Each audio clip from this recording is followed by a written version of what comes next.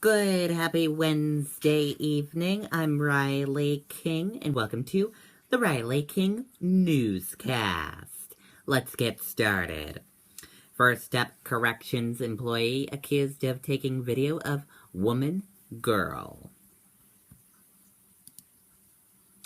Let's take a listen. Is there any way you can get an oil change today?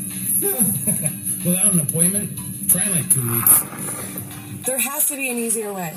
Come to Auto Fair Honda, home of the $17.95 oil change. I don't have an appointment today. Is there any way I can get an oil change? Of course. We'll have you out of here in 39 minutes or less. Works free. Servicing your vehicle is fast and easy at Auto Fair Honda. Call or book your appointment online at autofairhonda.com. Auto Fair makes it happen.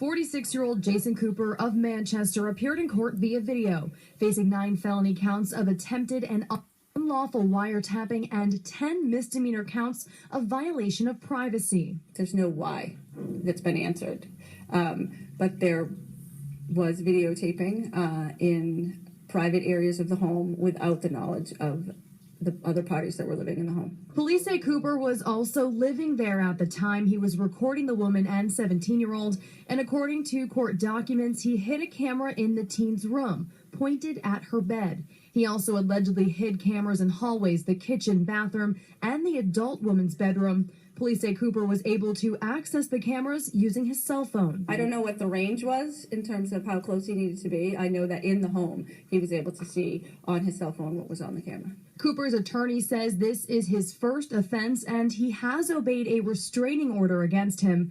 Bail was set at $7,000 cash only. Cooper is also ordered to stay away from his alleged victims. That he not go within 300 feet of those individuals, that he also refrain from possessing a firearm, destructive device, dangerous weapon, or ammunition.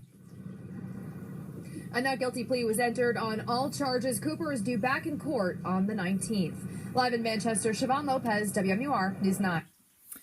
Okay, and there you go on that report.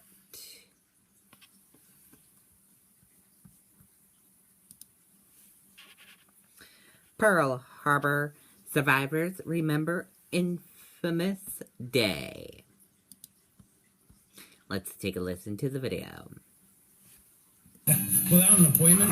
Try like 2 weeks. There has to be an easier way. Come to Auto Fair Honda, home of the $17.95 oil change. I don't have an appointment today. Is there any way I can get an oil change? Of course. We'll have you out of here in 39 minutes or less. Works free.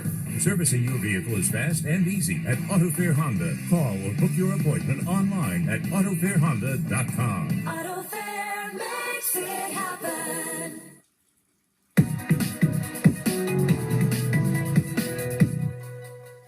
I saw it firsthand. It was rough.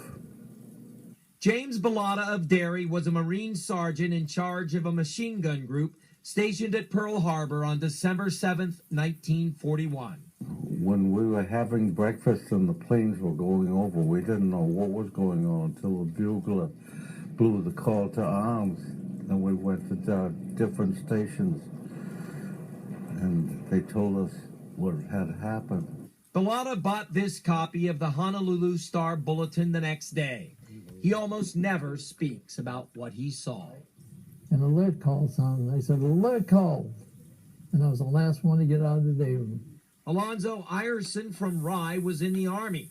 He grabbed his rifle, was given 10 bullets, and told to get a truck. I thought it was a bad day. Not much else. I couldn't think anything else. I was so confused like everybody else didn't know what was going on. Ierson was the guest of honor at this Pearl Harbor Remembrance ceremony at the New Hampshire Veterans Home. He and Bellotta are part of a rapidly thinning group of voices that were eyewitnesses to that infamous day. Both men continued to fight in the war, eventually came stateside and started families. Now they are living touchstones to history, both deep into their 90s. But just an arm's length away is that young man whose life changed in a couple of hours. To see the devastation there and seeing that, you don't see that often. And it just stays in your mind.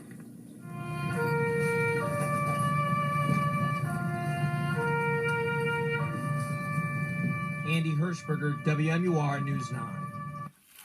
Okay, and there you go on that report.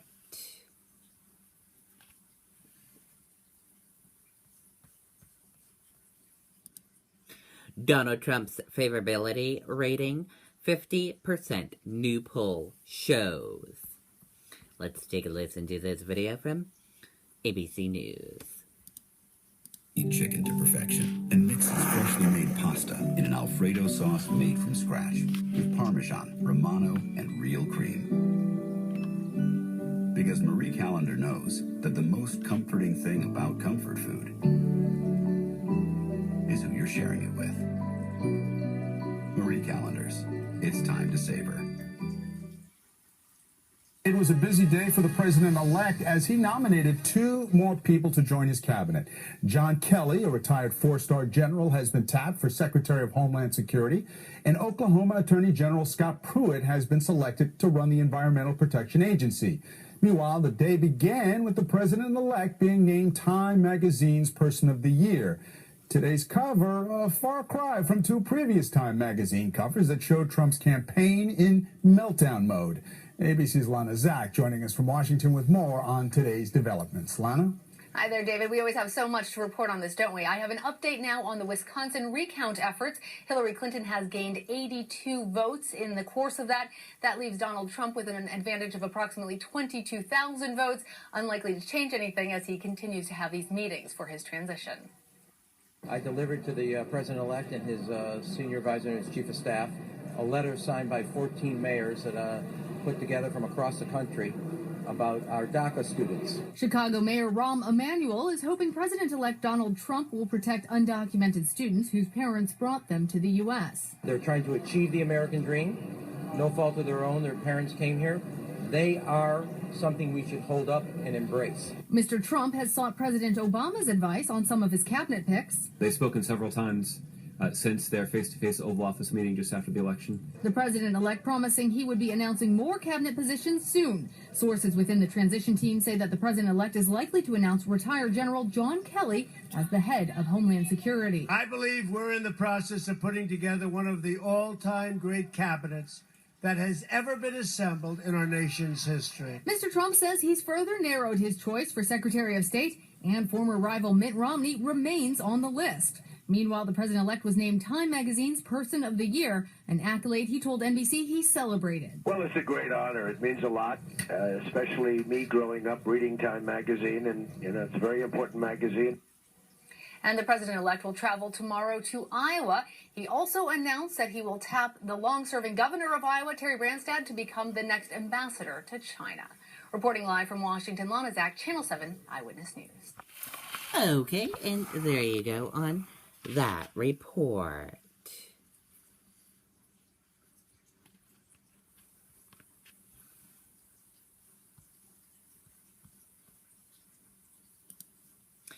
Dow and S&P and transport close at all-time highs as stocks surge more than 1%.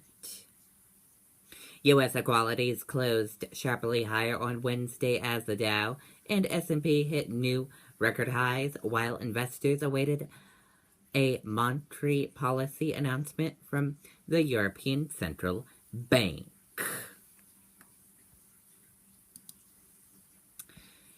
Gatlinburg fire. 2 juveniles face aggravated arson charges. Let's take a listen to this video from CNN.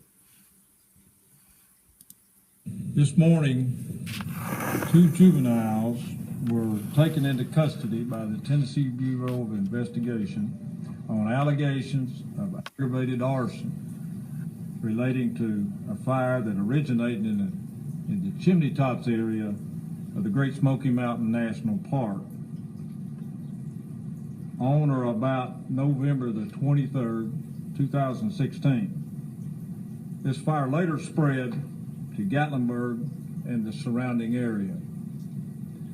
The Tennessee Bureau of Investigation, the Bureau of Alcohol, Tobacco, Firearms, and Explosives, the National Park Service, and the Sevier County Sheriff's Department have conducted a joint investigation into the cause of this fire. Okay, and there you go on that report. And that does it for the Riley King Newscast right here on the Riley King Network. I hope you all have a great rest of your Wednesday night. Good night, everyone. Bye.